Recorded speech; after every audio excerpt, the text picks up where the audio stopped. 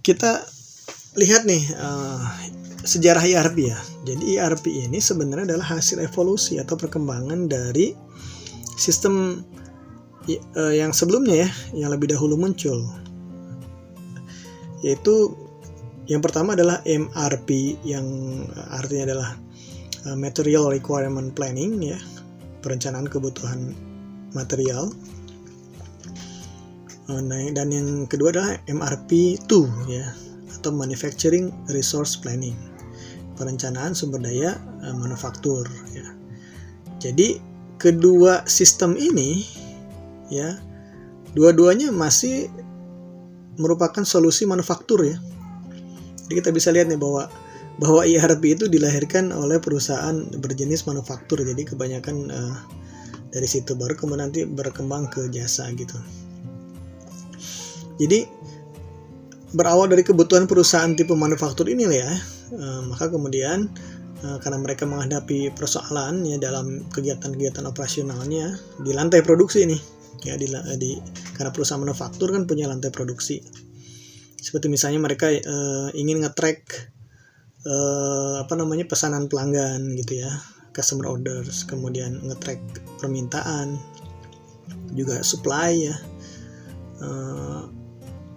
terkait dengan raw material atau misalnya part ya, suku cadang ya, dan lain sebagainya. Nah ini mereka ingin nge-track itu semua ya, karena mereka butuh misalnya melakukan membuat prioritas order ya, pesanan ya, bagaimana memaksimalkan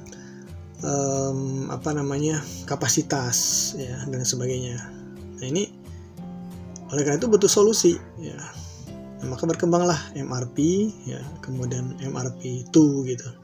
Sesuai dengan perkembangan industri gitu ya.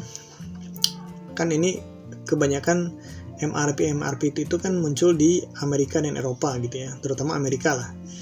Nah, perusahaan-perusahaan Amerika ini sudah mendapat saingan tahun 60-an gitu ya. 60-an itu sudah mendapat saingan dari perusahaan-perusahaan Jepang ya.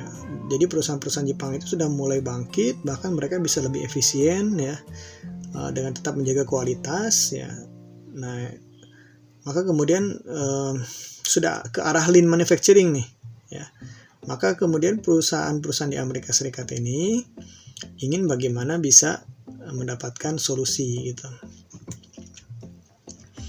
Oleh karena itu berkembanglah ya seiring dengan perkembangan waktu ya, MRP dan MRP2 tadi berkembang dan bertransformasi gitu ya.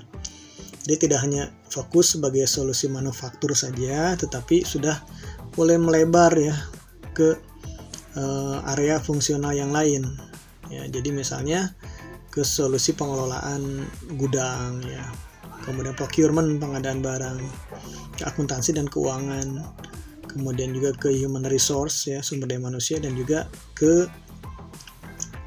marketing ya, misalnya dengan CRM ya, di ke sisi penjualannya lah gitu.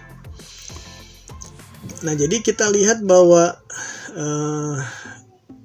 gagasan dari ERP ini adalah sebetulnya ingin adanya solusi terintegrasi atau solusi tunggal gitu ya, dari seluruh persoalan yang ada di perusahaan ya.